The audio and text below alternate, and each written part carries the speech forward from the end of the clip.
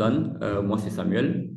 Merci pour l'invitation déjà et très bonne idée pour cette initiative qui permet le partage d'expériences afin d'éviter les mêmes erreurs à nos confrères ou non seulement aussi permettre à nos frères de s'inspirer ou peut-être de nous connecter en fait.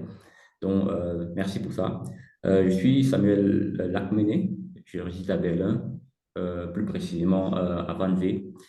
Et je suis à Berlin, ça fait aujourd'hui plus de 15 ans. Et bon, sinon, à part Berlin, j'ai vécu un an à Mannheim, où j'ai fini mes cours de langue. Donc, du coup, je faisais 10 minutes tous les matins pour aller à l'université de Heidelberg. Et c'est où j'ai fait monter ça.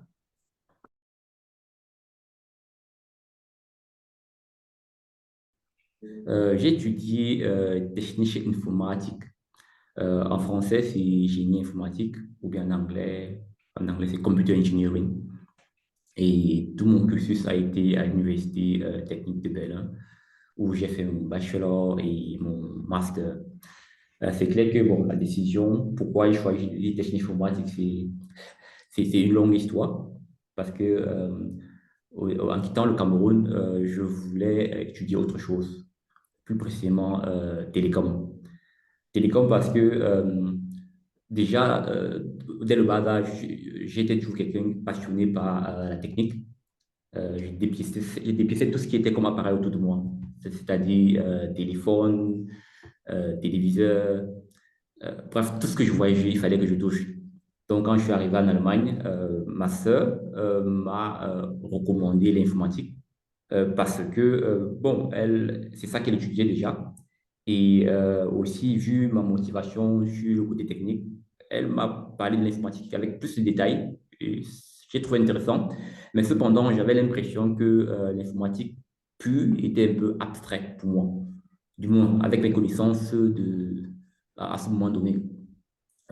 Donc, après discussion avec elle, elle m'a dit, technique informatique pourrait bien t'intéresser. Et du coup, ça a été le cas, car c'est ça que j'ai choisi à travers son orientation. Et ça, c'est très intéressant parce que, bon, si j'essaie d'écarter euh, les jobs que j'ai eu à faire n'ayant rien à voir avec mon cursus, je vais commencer par Excel. Par Excel, je commence là-bas, je crois, au troisième semestre. Et moi, c'est la première expérience, en fait, dans mon domaine. Parce que là, ce que je faisais en tant qu'informaticien, on travaillait avec beaucoup de bases de données. On créait des solutions informatiques facilitant l'analyse des données générées lors des analyses, en fait, des recherches cliniques. Parce que par Excel, c'est justement dans la validation des médicaments avant que ceux-ci ne vont sur le marché. Ça, c'est la première expérience. Cependant, après 6 mois, après 6 mois d'essai, j'avais déjà l'impression que j'avais fait le tour. Donc, du coup, il n'y avait plus de surprise pour moi. Et j'ai décidé de passer à autre chose. Et c'est là que je vais à Vinko Nixdorf. Vinko Nixdorf, c'est bon, c'est l'ancien nom, parce qu'aujourd'hui, on appelle la boîte Diepol Nixdorf, quelque chose de ce genre. Et je vais là-bas. Là, c'est un peu plus, là, c'est un peu plus, ça se rapproche un peu plus de mes rêves. Parce que à Nixdorf, je travaille avec Java, je développe des logiciels pour le banking. En fait, c'est plus intéressant. Là, je reste aussi un an et demi. Je reste environ un an et demi. Euh, je quitte pour aller à la Fraunhofer Focus à cause de ma passion pour le cloud computing. Parce qu'il faut mentionner que quand je suis à Winkonixdorf, le cloud computing ne fait que prendre le pouvoir. Donc, et moi, ça me passionne, ça m'intéresse. Et l'un de ces jours, un jour comme ça, en fait, je vois l'annonce de la Fraunhofer Focus justement dans le domaine qui m'intéressait, dans le cloud computing. Et pour moi, c'était une opportunité d'approfondir mes connaissances dans le domaine. Et justement, c'est lors de l'interview à la Fraunhofer Focus que je passe en fait, l'interview avec mon superviseur à cette époque, c'est l'une de mes plus grosses expériences en termes d'entretien. Parce qu'en fait, on n'a pas d'entretien, on a juste une discussion. Je me rappelle très bien, il me pose la question de savoir, Samuel, qu'est-ce que tu penses du cloud computing? Je lui dis, après notre présentation, il me pose la question. Et on s'est retrouvés pendant 1h30 à discuter du cloud computing. Je lui disais ce que je pensais, je lui parlais des limites, je lui parlais des problèmes que je voyais à ce moment donné. Et lui-même, on a argumenté pendant 1h30. Et directement après la discussion, il me demande, tu aimerais commencer quand? C'est comme ça qu'on a terminé. Malheureusement, je ne reste pas aussi très longtemps à la Fraunhofer. Après 1 an et demi ou 2 ans, je crois, je quitte parce que je veux me rapprocher un peu de mon rêve. Mon rêve qui consiste à avoir demain ma propre boîte. Et je me rends compte que ok, pour réaliser cela, il est important de me rapprocher de ceux qui sont passés par ce chemin, ou bien par ceux qui passent encore par ce chemin. Donc, j'ai décidé à ce moment de travailler juste pour les startups. Et après, à la Fraunhofer, je vais dans une autre boîte, une très petite boîte. Comme mon critère en ce moment donné, c'était travailler quelque part où il y a au plus 10 employés, pas plus de 10. Donc, ma première expérience, en fait, dans une petite boîte à Berlin, ça passe très mal. Après 4 mois, je résilié mon contrat. C'est après cette boîte que je vais dans une autre boîte qui devient l'une des plus grosses expériences de toute ma carrière jusqu'à présent. J'y passe justement 7 ans. Je travaille là-bas pendant 7 ans. Je commence en tant qu'étudiant. Je me rappelle à l'époque où il y avait 3 CEO, ça veut dire il y avait trois boss, et nous étions 3 employés, plus précisément 3 étudiants en fin d'études. Et quand je commence là-bas, à peine après 2 ans, je commence à avoir des responsabilités. À la troisième année, j'ai une équipe que je gère. Et en arrêtant plus tard, j'ai une équipe de 7 personnes que je gère avec des profils différents, c'est-à-dire des seniors développeurs, j'ai des juniors dans mon équipe, j'ai des documentaristes, j'ai des testeurs. Bref, c'est vraiment intéressant. Et j'arrête là-bas parce que mon désir, euh, mon désir en fait, quoi, de même être seul, non pas vraiment seul, mais mon rêve de liberté ou bien mon rêve d'indépendance, en fait, quoi, ne fait que me ronger. Et je sens à un moment donné que là, je dois essayer de me rapprocher de mes objectifs. Donc, quand j'arrête là, c'est pour me mettre indépendant, c'est-à-dire Freiberufler. Donc, aujourd'hui, je suis consultant.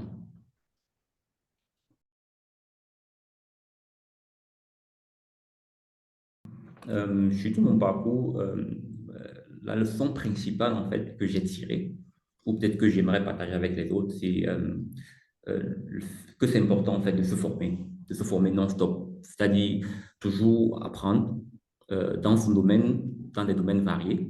Parce que si j'essaie de comptabiliser aujourd'hui, j'ai appris tellement de choses dans les domaines qui n'ont rien à voir avec l'informatique. J'ai appris dans le marketing, dans les assurances, dans les finances, dans les impôts et plein d'autres domaines. Et parce que le fait d'apprendre, et peut-être aussi, ce qui est aussi très important, c'est euh, le fait d'avoir des projets personnels en parallèle. Ça aide aussi à renforcer les compétences euh, dans le domaine qu'on fait, mais aussi dans les domaines qui n'ont rien à voir avec nos domaines de base. Et ça, c'est très important de toujours faire ça, parce que ça augmente votre valeur personnelle et aussi sur le marché. Et l'autre point qui est aussi très, très, très important, c'est l'audace. Je pense que du moins, je suis très audacieux et, euh, et je pense que c'est une qualité. En fait, pour moi, c'est une qualité. C'est important, en fait, quoi, de toujours mettre ça en avant. Euh, déjà, un exemple banal de ce que j'ai vécu dans le passé. Quand je travaillais dans l'une des boîtes où j'ai fait 7 ans, j'étais responsable de projet, Mais en parallèle, le CEO est aussi responsable de l'équipe dont on travaillait ensemble. Et à plusieurs reprises, il y avait des conflits. Des fois, je disais quelque chose en fait à quelqu'un de faire, et peut-être lui, il revenait par derrière et demander qu'on fasse d'autre façon. Et un jour, je me suis décidé, je suis allé le voir, je lui ai dit, on doit s'entendre. Soit tu gères, ou moi je gère. On peut avoir deux capitaines dans un bateau. Tu es le chef, c'est ta boîte, c'est bien, mais tu gères ou bien tu gères.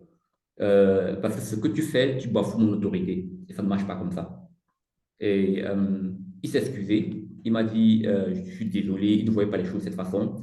Et il a même apprécié, en fait, quoi, le fait que je vienne le voir.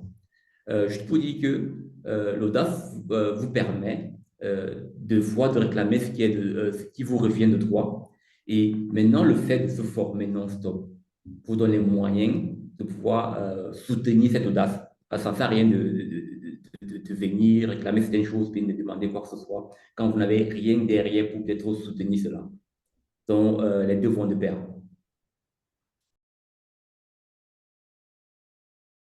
Hmm.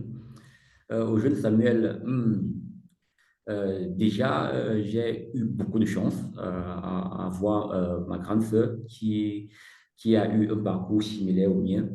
Elle m'a donné beaucoup de conseils. Et aussi, hormis de ça, je suis aussi quelqu'un qui essaye, qui prend beaucoup de risques, qui essaye beaucoup de choses. Quand je pense à quelque chose, j'essaie de le faire. Donc, ça m'a permis d'expérimenter beaucoup de choses. Et j'ai fait beaucoup d'erreurs. J'ai aussi appris de ces erreurs. Je pense que c'est la somme de ces choses qui m'ont amené à être où je suis aujourd'hui. Mais cependant, si, pour revenir à la question, si j'aurais souhaité avoir certains conseils, j'aurais souhaité avoir les conseils, pas forcément dans le domaine des études, pas forcément dans le domaine de la carrière, mais plus dans un domaine qu'on néglige souvent beaucoup, du moins où j'ai eu beaucoup de difficultés, au niveau des finances.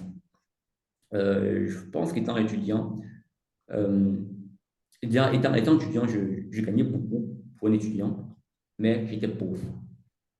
Pauvre parce que je dépensais plus que je gagnais par mois. Et une éducation financière, en fait, très tôt, m'aurait peut-être aidé à être peut-être plus loin aujourd'hui dans certains domaines.